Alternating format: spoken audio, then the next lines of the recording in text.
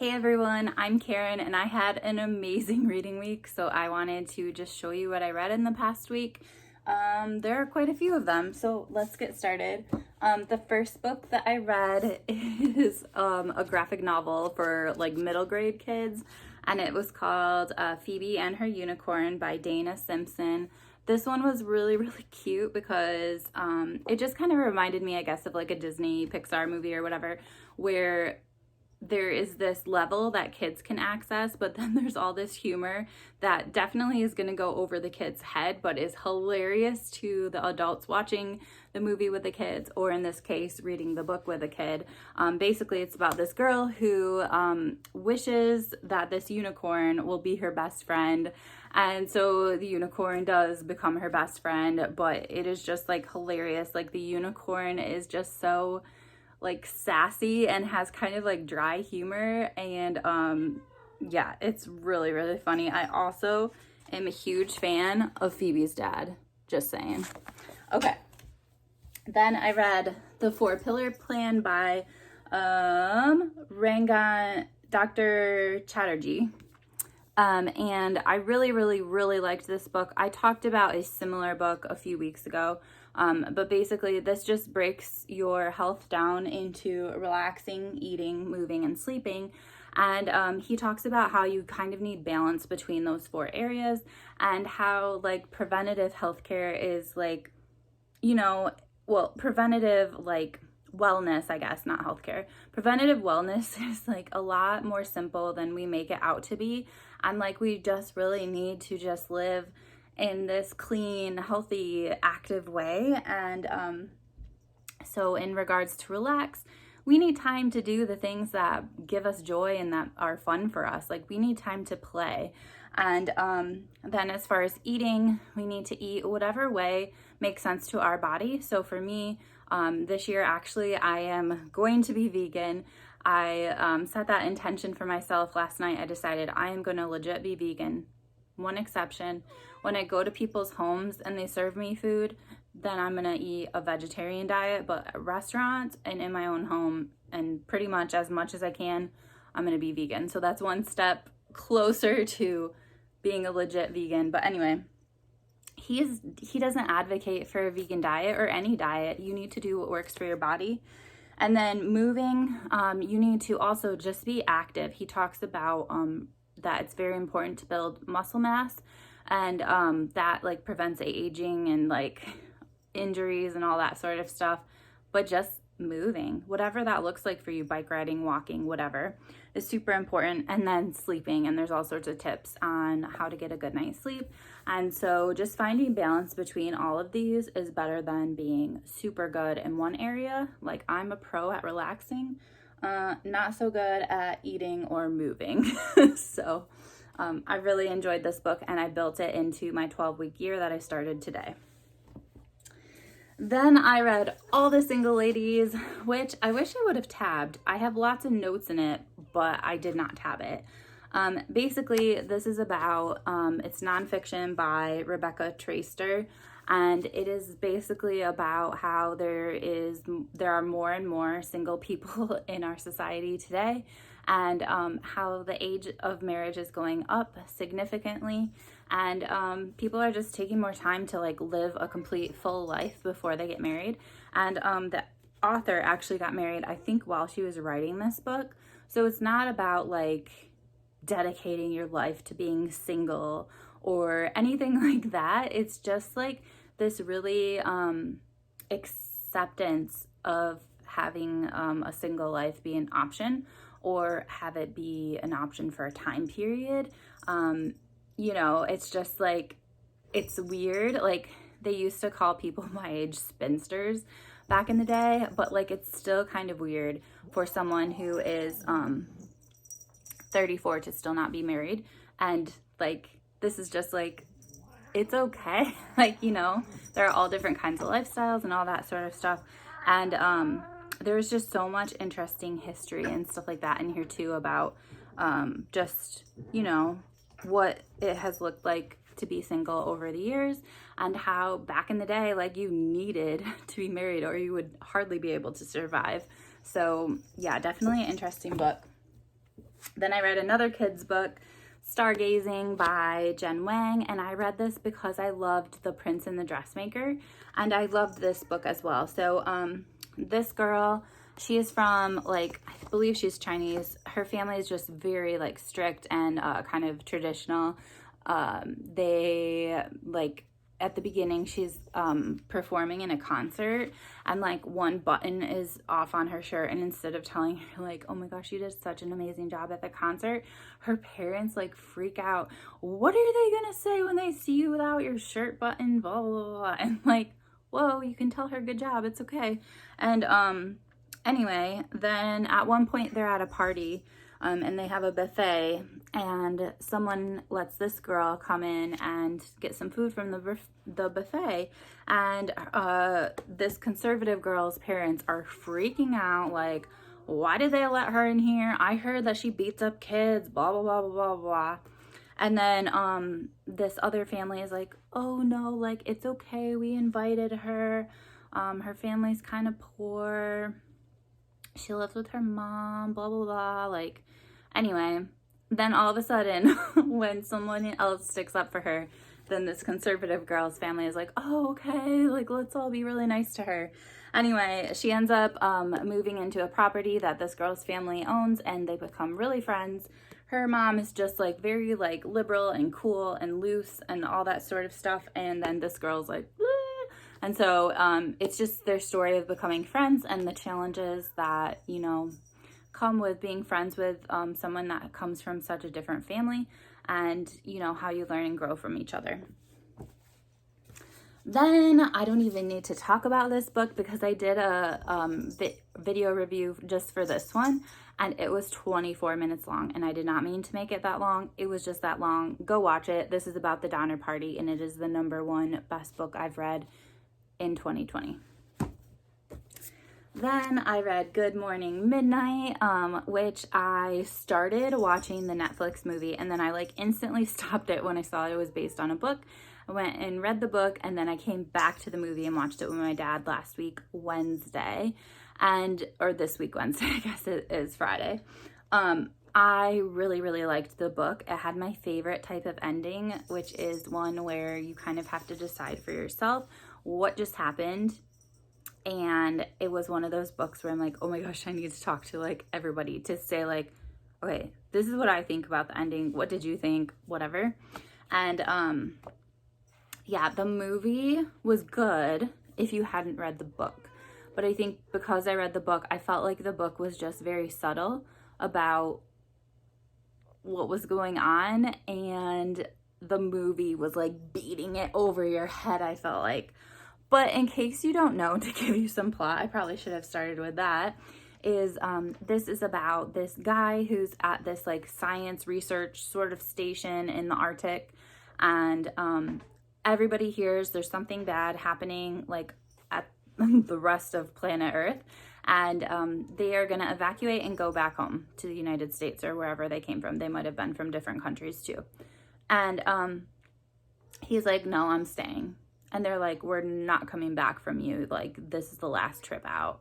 And he's like, no, I'm staying. So it is about his story staying alone in the Arctic. And then it's also, at the same time, this parallel story is about these people who are like in a spaceship out in outer space exploring stuff, and they lost like contact with mission control. Like, they're just like floating in outer space, not really sure what to do. Do they go back to Earth? Do they, you know, stay where they are? I don't know. And the other thing that happens quite early on in this book is like this guy decided to stay alone in the Arctic, but all of a sudden there's this little girl there, like someone forgot their child there, and he's like frantically calling, but no, there's no contact. Like, it's almost like him and the space people are the only ones left on Earth. So that's that book. Then I read Verity by Colleen Hoover. I know a lot of people either love this or hate this. Basically, it is the story of this woman who has a meeting. She's a writer, and she has a meeting for this deal. but they won't tell her like what it is they're proposing until she signs a non-disclosure agreement. And basically it turns out that there's this husband of this famous author, and he wants her to finish this famous author's rest of the series because she has been in a car accident and she's disabled.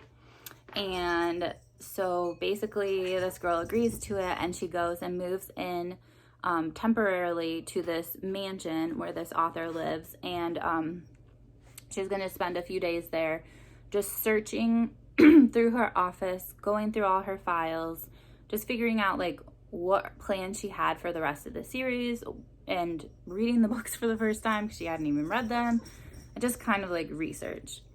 And then just all sorts of crazy things happen, and I don't want to say too much.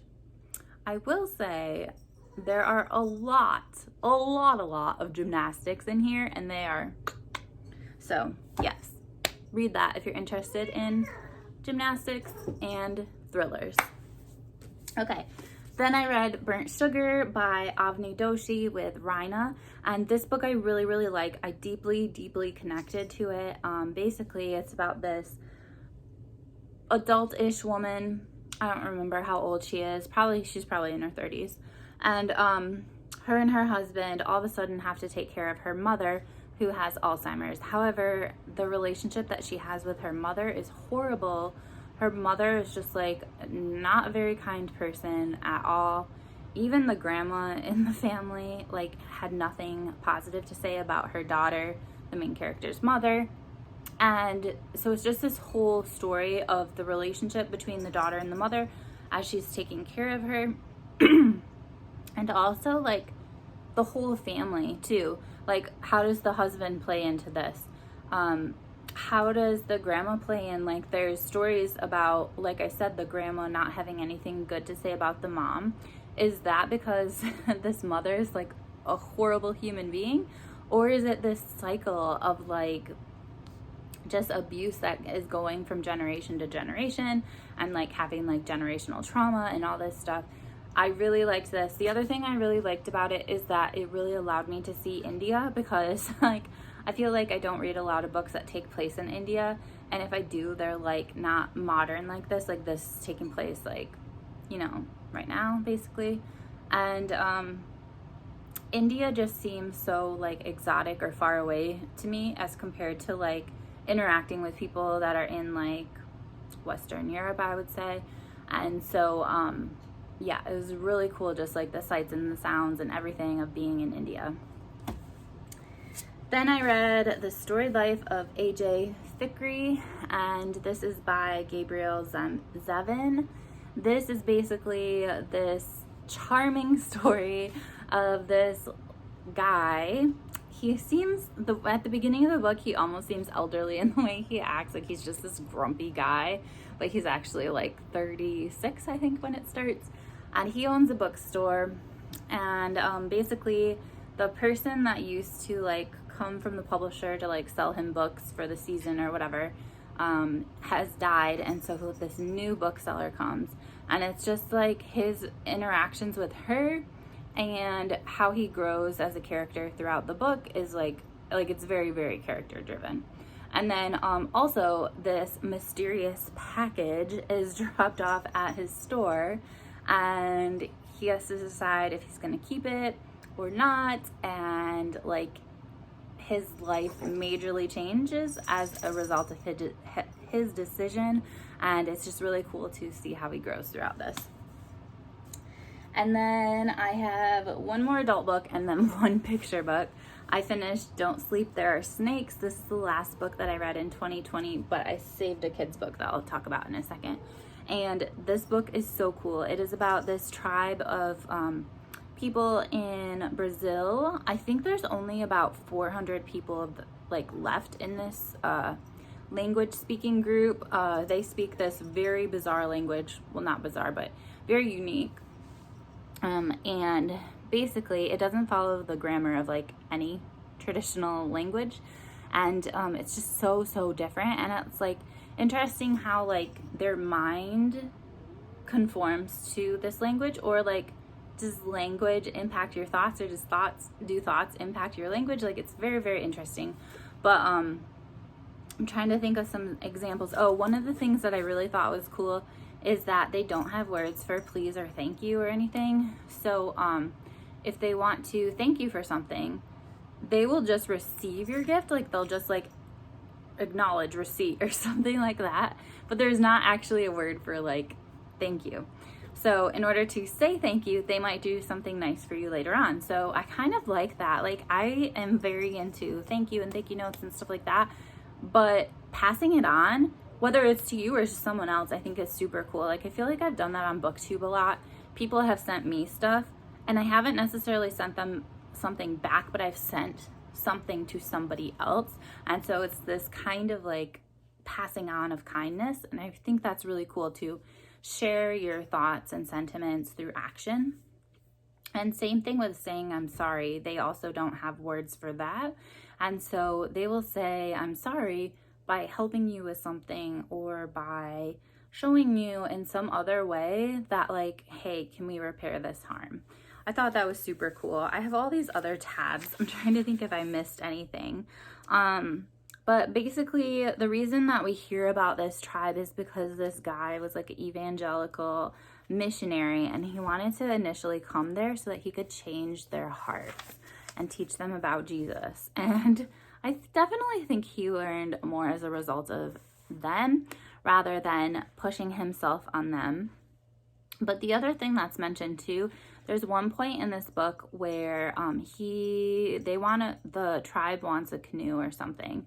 And instead of just buying him one, he decides that he's going to put a lot of resources into teaching them how to make their own.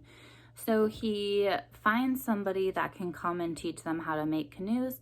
They love it. They make the canoe with this guy. They're so happy, so proud of themselves. And then like a little bit later, they're like, we need a canoe.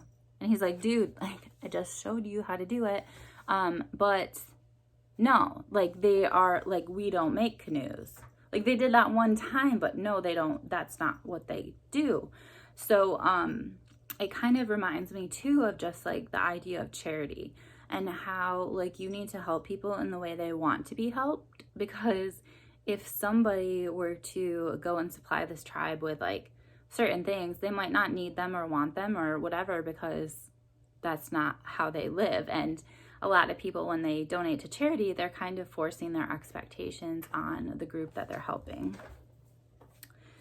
The other thing I thought was interesting is just like at the very beginning of this book, the author, like, he just really was pushing all his opinions on these people. Like, I don't know, he wasn't very welcoming of their ideas, I guess. And like one example of that is his team, not necessarily him, but they cut down all these trees, like thousands of trees, to build a runway so that a plane could land. Okay, but then they were gone for a while, and someone from this village or whatever built a house on their runway. So they tore it down in order to land their plane. Like, it just seems like the village is not as important as like his needs. Yeah, so I think that's all that I'll say, just to keep it concise, because it's not. I can see it's 18 minutes right now. But yeah, this book was really, really good. And then finally, I saw this on NPR's Book Concierge, so I decided to get it from the library. It is The Paper Kingdom by Helena Ku Ray.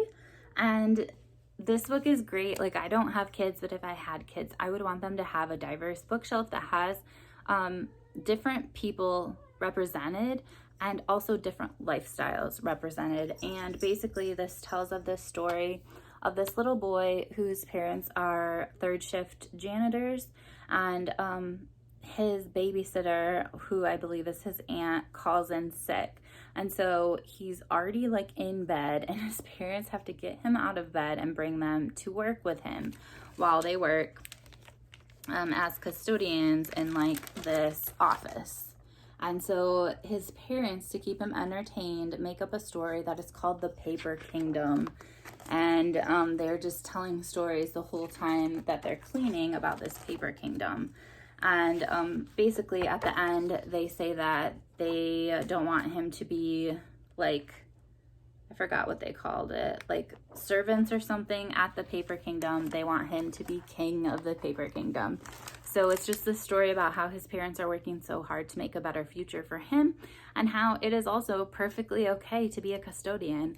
And the main, or sorry, not the main character, but the author, like her parents were custodians when she was a kid, and she just wanted to write books for kids that were like her, that show that it's okay, it's cool to be a custodian. Like, your parents are hardworking and amazing people, and honestly, during COVID, essential workers.